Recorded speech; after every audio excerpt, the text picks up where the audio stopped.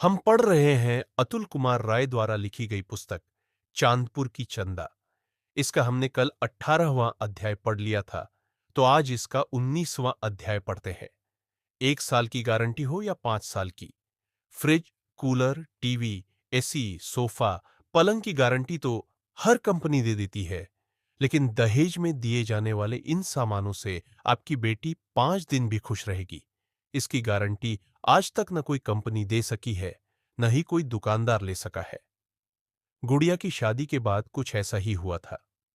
किसान credit card से पैसे निकालकर रमेसर ने हर वो सामान दिया था जो तय था। लेकिन उधर से दिन पर दिन गुड़िया की चिट्ठियों की संख्या बढ़ती जा रही थी। इधर उसी स्पीड में रमावती और रमेसर के हार्ट की दवाइयां भी बढ़ती जा रही थी। गुड़िया हर चिट्ठी में माई बाबूजी से मिलने का जिद करती, लेकिन कभी ससुर अपनी खाई गई कसम की दुहाई देकर मना कर देता, तो कभी ननद कह देती कि जाना तो वहीं रह जाना, यहां मुंह न दिखाना। यह सिलसिला कई महीनों तक चलता रहा। गुड़िया आंसुओं से बार बार चिट्ठियां लिखती रही। सास ससुर बार बार अपने अहंकार से फाड़ते रहे। लेकिन इसी बीच एक दिन ऐसा हुआ कि रमेसर ने झांझा बाबा को मोटरसाइकिल पर बैठाया और आर पार का फैसला कर लिया। झांझा बाबा जैसे ही गुड़िया के गांव पहुंचे, गांव में पंचायत बैठ गई। उस पंचायत में बाबा ने अपना विकराल रूप दिखाया और गुड़िया के सास ससुर को खूब फजीहत किया। ससुर बाबा के व्यक्तित्व और अपनी बेइज्जती के डर से हाथ जोड़ने लगा। शादी में हुई मारपीट, झगड़ा बवाल और प्रतिष्ठा हनन की दुहाई देने लगा। लेकिन बाबा ने पंचों के सामने साफ साफ आदेश दे दिया कि इलेक्शन बाद गुड़िया की विदाई का दिन फाइनल रहेगा। उस दिन रमेसर आएंगे और अपनी बेटी को लेकर जाएंगे।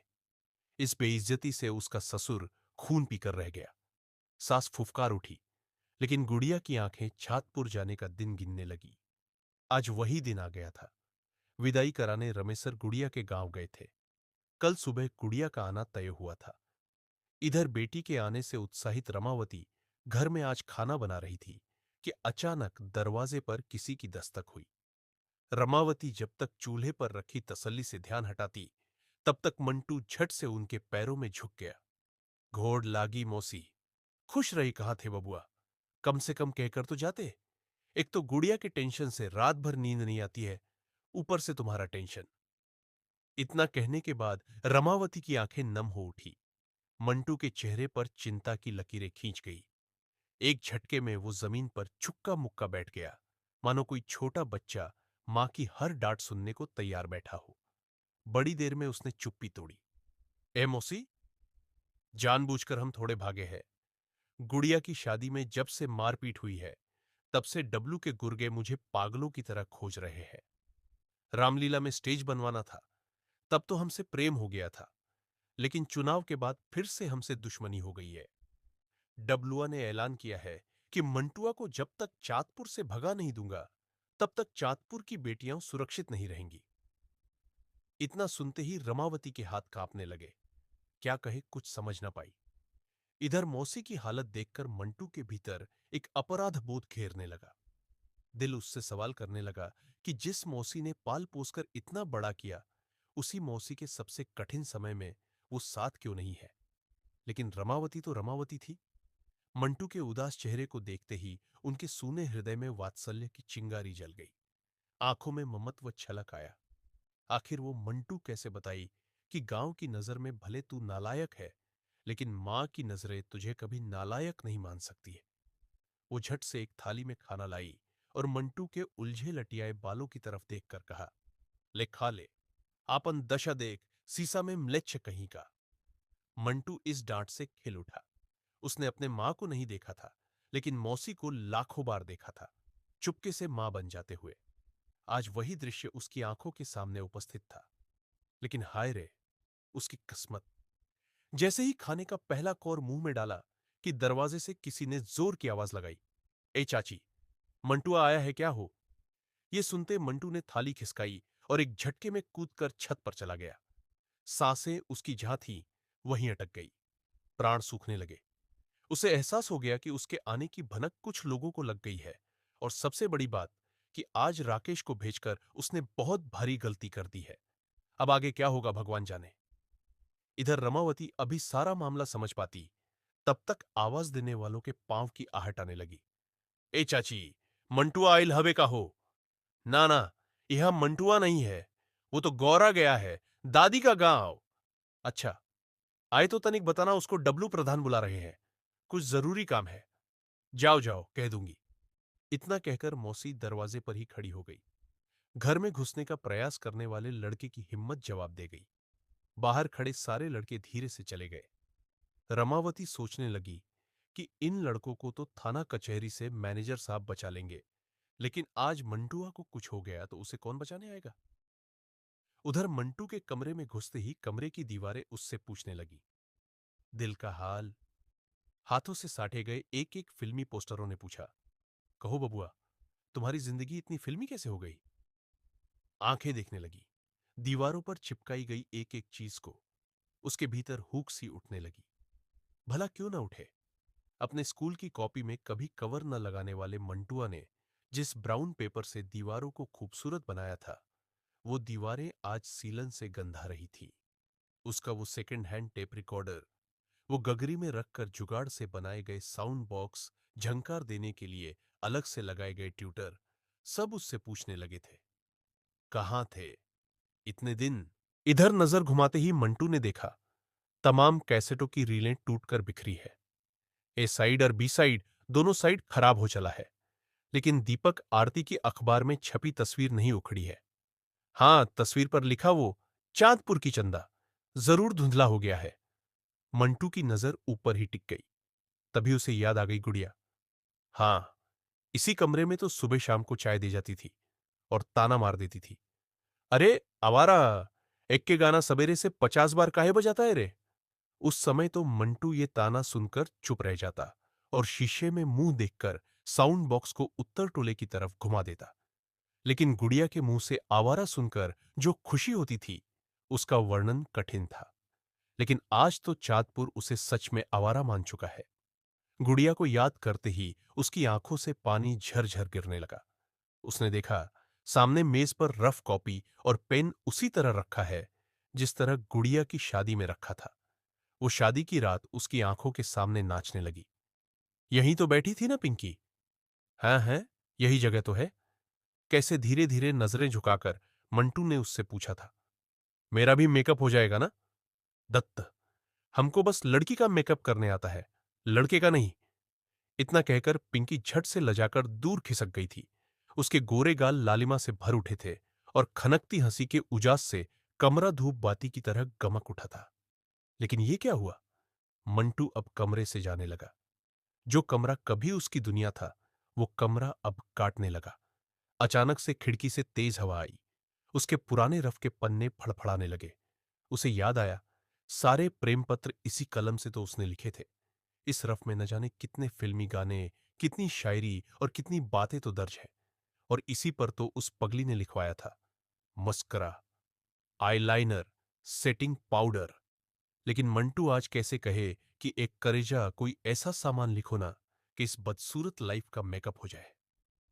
यही सोचकर मंटू ने रफ और पेन हाथ में उठा लिया।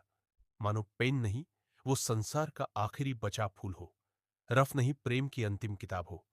इधर घड़ी शाम के 6 बजाने लगी। खिड़की से हवा आनी और तेज हो गई। उसने बाहर देखा, अंधेरा हो गया है और राकेश अब तक नहीं आया।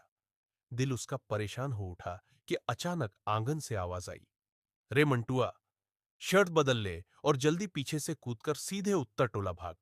वहां गुड्डुआ साइकिल लेकर खड़ा है। 5 मिनट में घाट पर पहुंच, हम नाव लेकर इंतजार करेंगे। राकेश की ये बातें सुनकर मंटू की जबान न खुल सकी। उसने ईश्वर को धन्यवाद दिया, रफ पेन को पैंट में खोसा और छत की पीछे वाली गली में छलांग लगा दिया। इधर चांदपुर घाट एकदम सूना पड़ गया था। यूपी बिहार का बॉर्डर होने के कारण सांझ होते इस दियारे में अवैध गतिविधियां शुरू हो जाती थी। यही वो समय था जब चोरी के सामान, चोरी के मवेशी, गांजा, हथियार, दारू, हेरोइन इस पार से उस पार पास किए जाते थे। हर एक 2 महीने पर गोलियां चल जाती थी। इसका ख्याल आते ही राकेश का धैर्य जवाब देने लगा। उसने देखा, घड़ी में 7:30 बज गए, लेकिन मंटू अब तक नाव के पास नहीं आया। राकेश का डर बढ़ने लगा। वो मुट्ठी बांध कर टहलने लगा, चारों तरफ नजर दौड़ाता और फिर टहलने लगता। दूर दूर तक कहीं मंटू का नामो निशान नहीं दिख रहा था। अचानक कहीं दूर से आवाज आई, रे राकेश, इधर देख। राकेश की जान में जान लौट आई। काहे देर हो गया रे? अरे यार, गुड्डुआ को छोड़कर सीधे गए उत्तर टोला, जाकर पिंकी का घर देखे, लेकिन कहीं अता पता नहीं चला यार। फिर तिरकटे रास्ता पकड़कर उधारी के डेरा से रास्ता बदलकर सरजू जी के नीचे उतर गए। वहां से नीचे नीचे यहां आ गए, किसी को पता तक न चला। राकेश ने सर पीट लिया। ठीक है, जल्दी बैठ, वरना बाबूजी हमको छोड़ेंगे नहीं। ऊपर से टॉर्च का सेल भी खत्म है। मंटू नाव पर बैठ गया। 7:45 बज गए थे। हवा में ठंड के आने की आहट होने लगी थी। मंटू ने जिस गमछे से पगड़ी बांधा था उसे खोलकर ओढ़ लिया। थोड़ी दूर बाद राकेश ने एक कागज देते हुए कहा, ये देख, हम क्या लाए हैं। कहे थे ना, पिंकिया लिखेगी जरूर। मंटू की आंखें चौड़ी हो गई, मुरझाया चेहरा चमक उठा। वाह रे दोस्त, दोस्त हो तो ऐसा हो। मन खुशी से झूमने लगा। एक झटके में मंटू के हृदय का रक्त प्रवाह तेज हो गया। राकेश ने आवाज दी, ज्यादा सनी देवल मत बनो, डबलुआ अमरीश पुरी हो गया है। दोनों हंसने लगे। मंटू ने पगड़ी ठीक करके कहा, 2.5 किलो का दिल है रे मेरे पास। यह सुनकर राकेश मुस्कुरा उठा। इधर सरजू की अपार जलराशि में उथल पुथल होने लगी। मंटू ने देखा, ठीक सामने चांद निकल रहा है और उसका प्रतिबिंब पानी में झलक रहा है। चांद देखते ही उसकी चंदा याद आ गई। मंटू ने राकेश के झोले से टॉर्च निकालकर जला दिया। आंखें प्रेम के प्रकाश से भर गई। पिंकी का खत खुल गया। प्यारे मंटू, मोहब्बत यूपी का बोर्ड का एग्जाम नहीं है कि हम तुम नकल मारकर पास हो जाएंगे। मोहब्बत वो दीर्घोत्तरीय प्रश्न है जिसका जवाब न विद्या की गाइड में मिल सकता है, न काका की गाइड में। अब तो हम सोच लिए हैं कि इस एग्जाम में फेल ही होना है। दीपक आरती बस फिल्म में ही मिलते हैं, असल जिंदगी में नहीं। लेकिन अब पागल जाने दो, रोना मत। रो दोगे तो समझ लेना मैं भी रो दूंगी। बाकी क्या कहूं, मेरा हाल तो उस मछली का हाल हो गया है जिसके सामने मगरमच्छ है और ऊपर मछेरे की कंटिया। पानी में रहने पर भी खतरा है और बाहर निकलने पर भी। तुमको तो पता होगा ही, आजकल घर की सबसे बड़ी समस्या मेरी शादी है और शादी में दिया जाने वाला दहेज का सामान है। चाची चाहती है कि किसी लड़के से कहीं भी कभी भी शादी करके इसे हटाओ। इधर चाचा चाहते हैं कि भले खेत बेचना पड़े, लेकिन पिंकी की शादी ऐसी जगह हो कि उसका हाल पूनम जैसा ना हो। तुम तो जानते हो ना, जिसका हाथ दूध से जल जाता है वो मट्ठा भी फूंक कर पीता है। चाचा का हाल वही है, लेकिन जहर पी चुकी चाची समझने को तैयार नहीं है। आज वो अलग ब्याह तय कर रही है, चाचा अलग ब्याह तय कर रहे हैं। कभी कभी तो मन करता है कि खुद को आधा आधा काटकर दोनों को दे दूं, लेकिन आज ही माई और पूनम का चेहरा सामने आ जाता है और सारा गुस्सा आंखों से निकल जाता है। ए मंटू, आज पहली बार तुमसे कह रहे हैं। चाचा का मुंह देखकर ही जी रही हूं, वरना प्राण कभी का निकल गया होता। तुमको का पता कि हाई स्कूल इंटर की फीस तो मैंने मनोज बो भौजी से कर्जा लेकर दिया है। उनकी सिलाई मशीन न होती तो एक कायदे का कपड़ा भी नहीं होता कि कहीं पहन कर जाऊं। थोड़ा बहुत मेकअप करने और सिलाई करने नहीं आता तो एक एक रुपया के लिए तरसना पड़ता। लेकिन ठीक है, हमको लग रहा कि हम भी महादेवी जी जैसे जेल में बंद है। आजादी के लिए ये घर अब जेल ही हो गया है। मन करता है जेल तोड़कर भाग जाए या फिर जहर खाकर सो जाए। लेकिन ए मंटू, मरना इतना आसान नहीं जितना हम सोच लेते हैं। बताओ, आज तुम पढ़ लिख कर कुछ बन गए होते तो ये दिन देखना पड़ता। हम मना किए कि आधी रात को नाव पर मत मिलो, वरना कोई देख लेगा। तुम नहीं माने। हम कहते रह गए कि पढ़ाई लिखाई छोड़कर गांव के लड़कों के साथ मत घूमो, वरना एक दिन फंस जाओगे। कहां सुने तुम। छोड़ो, जाने दो। अब तो आंसू भी नहीं निकलते। शायद वो भी हमसे ऊब गए हैं। ए मंटू, ख्याल रखना। बबुआ को पढ़ाने जा रही हूं। बड़ा मन करता है मेरा पढ़ाने का, और सबसे ज्यादा तुमको पढ़ाने का। और सुनो, कल शादी का दिन फाइनल हो जाएगा। शादी में जरूर आना। देखना कैसी लग रही है तुम्हारी चांदपुर की चंदा। बस रोना नहीं। रोते हुए विदाई करोगे मेरी, नहीं ना? पता नहीं क्यों तुमको चिट्ठी लिख के मन इतना हल्का कैसे हो जाता है। भगवान न करे ये मेरी आखिरी चिट्ठी हो। तुम्हारी चांदपुर की चंदा तो ये था इस पुस्तक का 19वां अध्याय। कल हम इसका 20वां अध्याय पढ़ेंगे।